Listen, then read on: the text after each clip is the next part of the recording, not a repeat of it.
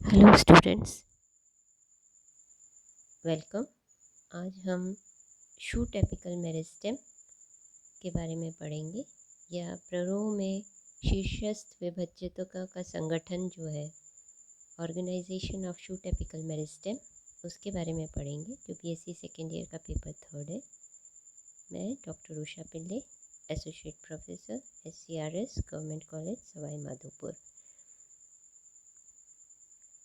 Shoot apical meristem, meristem as such किसे कहते हैं, या विभज्योतक किसे कहते हैं?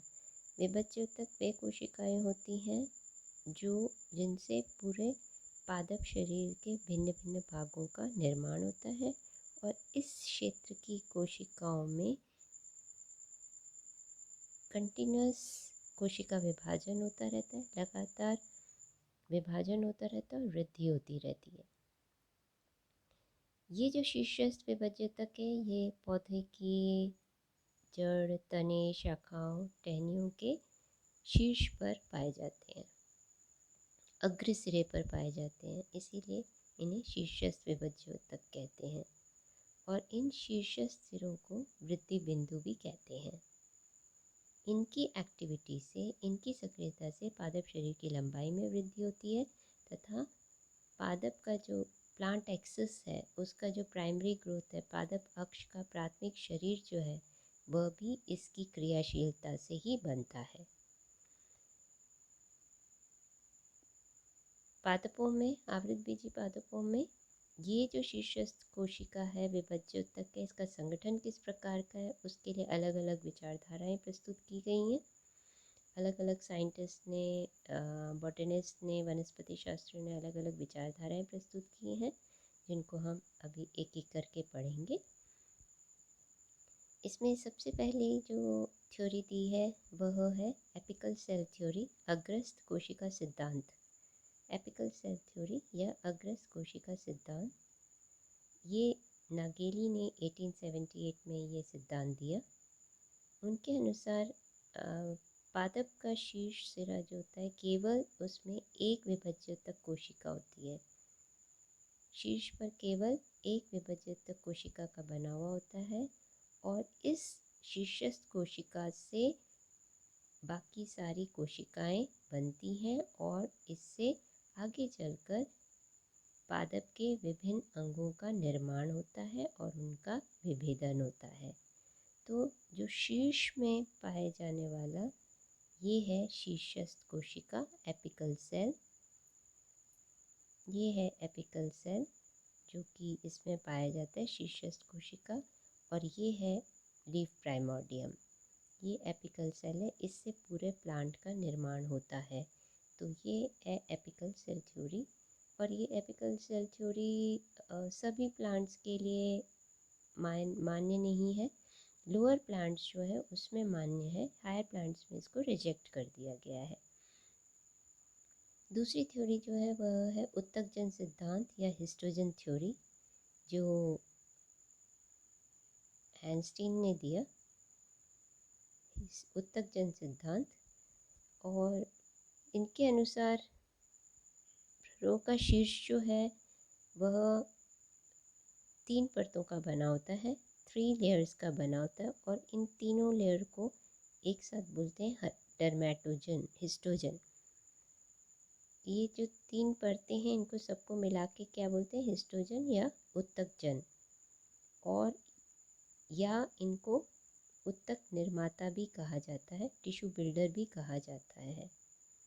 ये 3 प्रकार के उत्तकजन क्षेत्र जो है वह है डर्मेटोजन, त्वचाजन, जो सबसे बाहर की परत होती है और एक पंक्ति की मोटाई होती है, और इसमें सिर्फ अपनत विभाजन होता है, और इससे एपिडर्मिस का निर्माण होता है।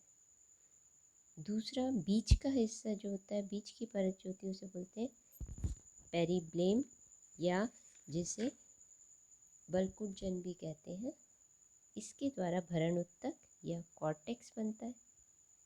और तीसरा डर्मेटोजन, जिसे रंभजन कहते हैं या इंग्लिश में प्लूरोम कहते हैं, इसके द्वारा सेंट्रल सिलेंडर या संवहन उत्तक तंत्र का निर्माण होता है।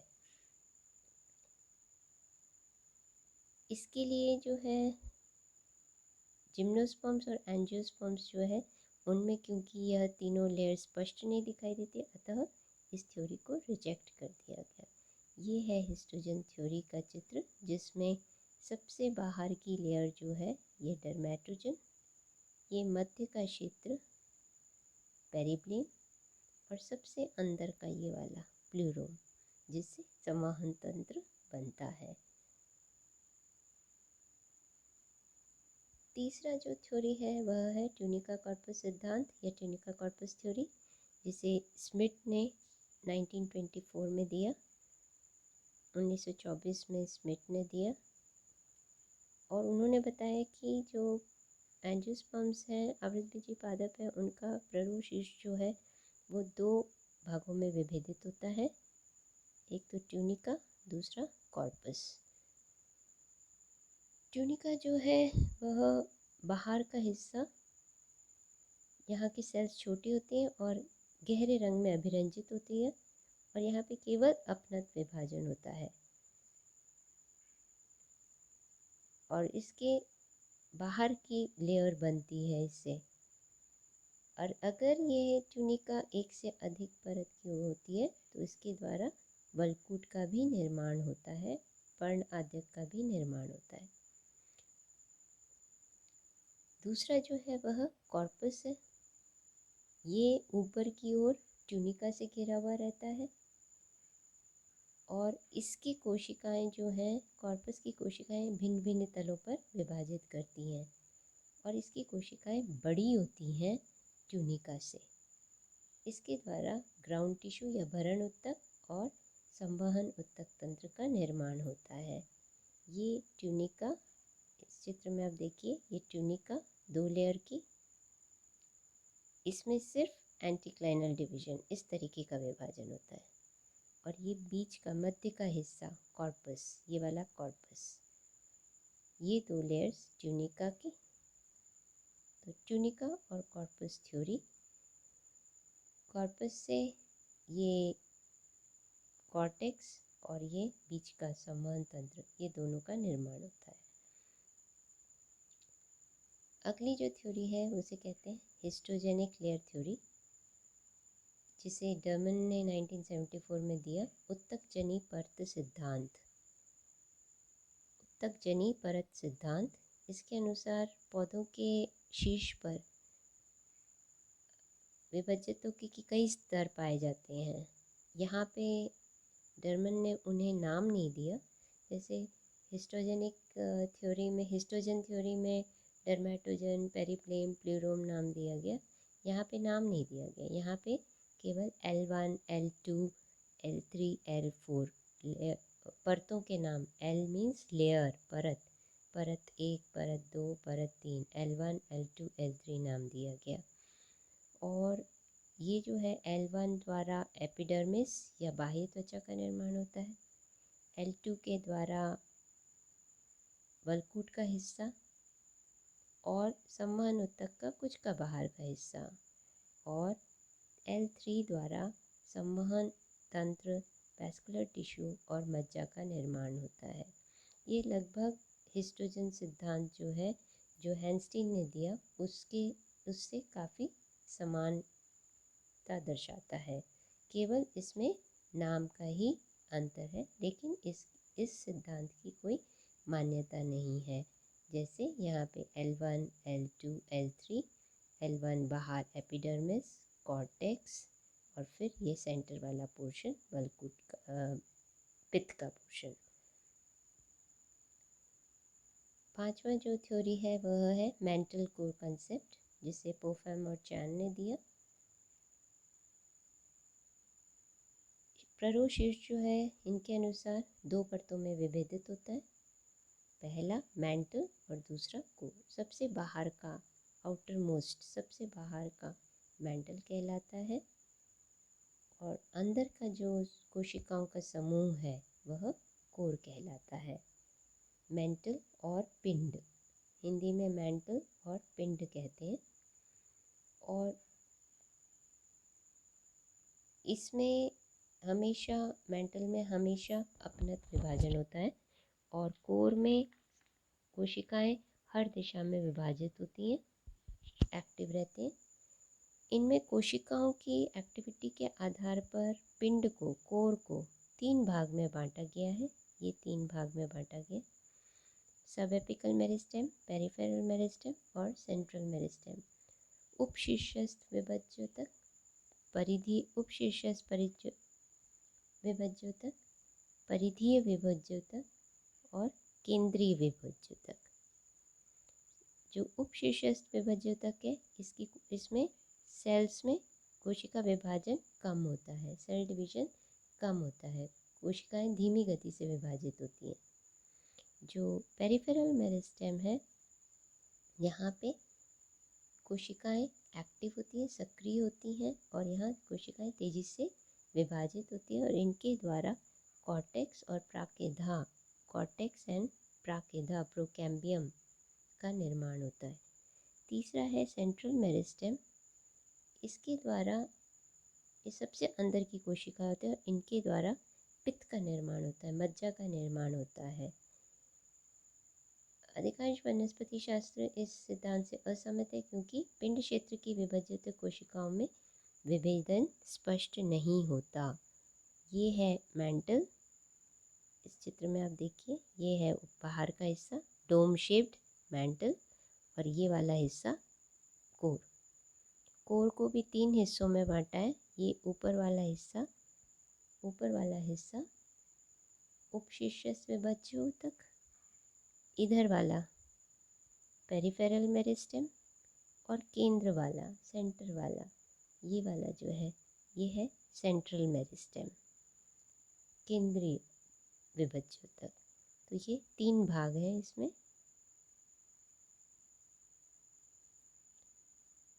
छोटा है कंसेप्ट ऑफ फ्रेंच स्कूल, फ्रांसीसी विचारधारा, जो प्लांटेफुल ने 1947, बुवेट 1955, केमफोर्ट 1956 द्वारा दिया गया। उन्होंने तने के शीर्षस्थ विभज्योतिकी क्षेत्र को 3 भागों में बांटा। ये 3 क्षेत्र हैं एन्यू इनिशियल, दूसरा मेरिस्टेम डिएटेंट और मेरिस्टेम मेडुलर।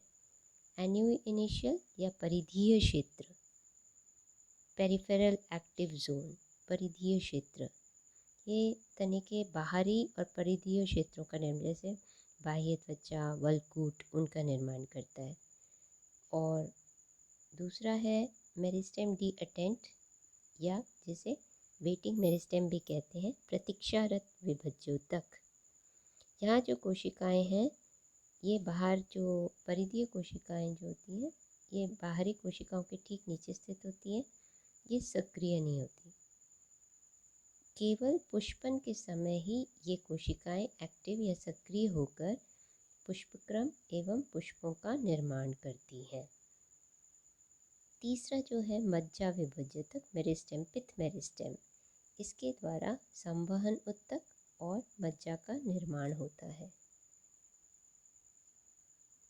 ये आप देखिए, ये इसका ये वाला हिस्सा एन्यू इनिशियल, दोनों तरफ ये वाला और ये वाला एन्यू इनिशियल, और ये वाला हिस्सा जो है ये मेरिस्टेम डिएटेंट यानी कि प्रतीक्षारत विभज्योतक, जो प्रतीक्षा, जो सुप्त रहता है, जो एक्टिव नहीं होता है, सक्रिय नहीं होता है, और केवल जब पुष्पन होना होता है, जब पुष्पक्रम बनना होता है या पुष्प का निर्माण होता है, तब ये केवल एक्टिव होते हैं। इसीलिए इन्हें प्रतीक्षारत विभज्योतक भी कहते हैं। और ये सेंटर का मेरिस्टेम, जिसे मेरिस्टेम मेडुलर कहते हैं या मज्जा विभज्योतक कहते हैं, जिसके द्वारा समानोतक एवं मज्जा का निर्माण होता है। अब लास्ट जो है वह है कंसेप्ट ऑफ न्यूमैन। न्यूमैन का मत जो है, ये जो इसके अनुसार न्यूमैन ने 1962-65 में ये मत प्रेजेंट किया। उनके अनुसार विभिन्न पादप समूह में 3 प्रकार के प्ररोशीश पाए जाते हैं। उनको 3 प्रकार के प्ररोशीश हैं, मोनोप्लेक्स, सिंप्लेक्स और डुप्लेक्स। सिंप्लेक्स प्रकार का जो है जो जिम्नोस्पर्म में पाया जाता है, मोनोप्लेक्स जो है वह फर्न्स में पाया जाता है, और डुप्लेक्स टाइप जो होता है वह एंजियोस्पर्म्स में पाया जाता है। मोनोप्लेक्स सबसे पहले जो कि फर्न्स में पाया जाता है, इसमें विभाजित कोशिकाएं केवल एक ही परत के रूप में और भीतर की ओर उन्मुख होती हैं, और ये एक ही तल में विभाजित होकर प्ररोह की लंबाई में वृद्धि करती हैं। सिंप्लेक्स प्रकार का जो कि जिम्नोस्पर्म में पाया जाता है, इसमें एक या ज़्यादा प्रारंभिक कोशिकाएं इनिशियल सेल्स पाए जाते हैं जो कि एक ही परत में होते हैं। इनमें एक ही परत में जो कोशिकाएं पाई जाती हैं उनमें अपनत और परिणत विभाजन दोनों ही होते हैं। और तीसरा जो डुप्लेक्स प्रकार का टाइप है जो कि एंजियोस्पर्म्स में पाया जाता है, इनमें 2 से अधिक परत की प्रारंभिक कोशिकाएं पाई जाती हैं। जो बाहर की सबसे सरफेस पे सतही कोशिकाएं होती हैं उनमें केवल एंटीक्लाइनल डिवीजन होता है, अपनत विभाजन होता है, और अंदर वाली कोशिकाएं सभी दिशा में विभाजित होती हैं। ये है मोनोप्लेक्स जहाँ पे ऊपर से विभाजित हुई एक ही कोशिकाएं अंदर की ओर। ये है सिंप्लेक्स जिसमें एक ही परत में कोशिकाएं हैं जिनमें अपनत और परिणत दोनों विभाजन होता है, इसीलिए इसको ऐसे दर्शाया गया। और ड्यूप्लेक्स प्रकार में 2 परत या 2 से अधिक परत में कोशिकाएं हो सकती हैं।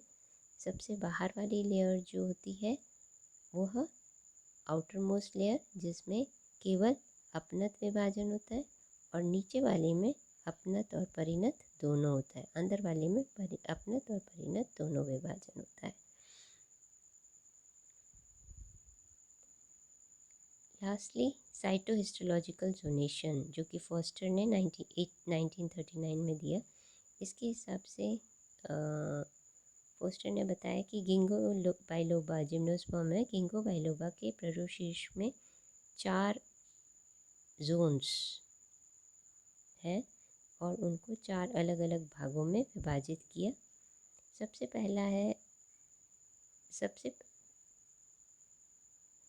पहला है एपिकल इनिशियल ग्रुप। इसमें शीर्ष सिरे में उपस्थित कोशिकाओं के समूह और उनके द्वारा बनने वाले पार्श्व और उपसमीपस्थ कोशिकाएं एपिकल इनिशियल ग्रुप में आती हैं। लेटरल और एडजेसेंट डेरिवेटिव्स इसमें आते हैं। दूसरा ग्रुप है वह है सेंट्रल मदर सेल जोन, बीच की कोशिकाएं। ये जो है एपिकल इनिशियल ग्रुप के नीचे पाया जाता है। इसकी कोशिकाएं एपिकल इनिशियल जोन की कोशिकाओं से इनका निर्माण होता है, और ये कोशिकाएं जो होती हैं सेंट्रल मदर सेल की कोशिकाएं जो है कम स्लो विभाजित होती हैं, धीरे विभाजित होती हैं, और इनमें रिक्तिकाएं पाई जाती हैं। इनके द्वारा हल्का अभिरंजन ग्रहण किया जाता है ये जो है, और समसूत्री विभाजन की दर भी कम होती है। तीसरा जो है वह है इसमें रिब मेरिस्टेम थर्ड, ये बीच में पाया जाता है, और ये सेंट्रल मदर सेल जोन से उससे बने हुए होते हैं इसकी कोशिकाएं, और इनके द्वारा पित्त का निर्माण होता है। इनकी कोशिकाओं में बहुत अधिक रिक्तिकाओं की संख्या होती है, और ये अनुप्रस्थ विभाजन करते हैं और एक के ऊपर एक कोशिकाएं बनाते हैं और पित्त बनाते हैं। चौथा है पेरिफेरल मेरिस्टेम या फ्लैंक मेरिस्टेम। ये जो है कुछ हिस्सा इसका एपिकल इनिशियल से बनता है और कुछ हिस्सा सेंट्रल मदर सेल से बनता है। इसकी कोशिकाएं सघन रूप से डेंसली स्टेनिंग, सघन रूप से अभिरंजित होती हैं और सक्रिय रूप से विभाजित होती है, हिस्टोलॉजिकली एक्टिव होती हैं। इसकी क्रिया से पर्णाद्यक का निर्माण होता है, लीफ प्राइमोर्डिया का निर्माण होता है, और अगर पेरिक्लाइनल डिवीजन होता है, परिणत विभाजन होता है, तो ये लंबाई में वृद्धि में सहायक होती हैं, प्ररोह की लंबाई में बढ़ाती हैं, और अपनत विभाजन से तने की चौड़ाई में वृद्धि होती है। ये पेरिफेरल या फ्लैंक मेरिस्टेम का कार्य है। ये चित्र में आप देखिए, शीर्ष पर एपिकल इनिशियल, शीर्ष पर एपिकल इनिशियल, इन एपिकल इनिशियल से बने सेंट्रल मदर सेल्स जोन, और सेंट्रल मदर सेल्स से बनी हुई कुछ कोशिकाएं रिब मेरिस्टेम, और ये साइड की peripheral meristem zone, peripheral meristem zone, ये peripheral meristem, rib meristem, central zone. तो ये जो पेरिफेरल है ये एपिकल इनिशियल और सेंट्रल मदर सेल, इन दोनों से इसकी कोशिकाएं निर्मित होती हैं, और ये प्ररोह की लंबाई में, अगर परिणत विभाजन होता है तो प्ररोह की लंबाई और अपनत विभाजन से चौड़ाई में वृद्धि करती है। इनकी सक्रियता से पर्ण आद्यक का भी निर्माण होता है। तो इस तरह से हमने पढ़ा कि प्ररोह शीर्ष का जो संगठन है उसके लिए अलग अलग साइंटिस्ट ने अलग अलग सिद्धांत दिए हैं, लेकिन मूल रूप से मोस्टली जो फॉलो किया जाता है, जिसको ज़्यादा सबसे अधिक मान्यता प्राप्त है जिस सिद्धांत को, वह है प्ररोह शीर्ष के मामले में वह है ट्यूनिका कॉर्पस थ्योरी, जिसको सबसे अधिक मान्यता मिली हुई है।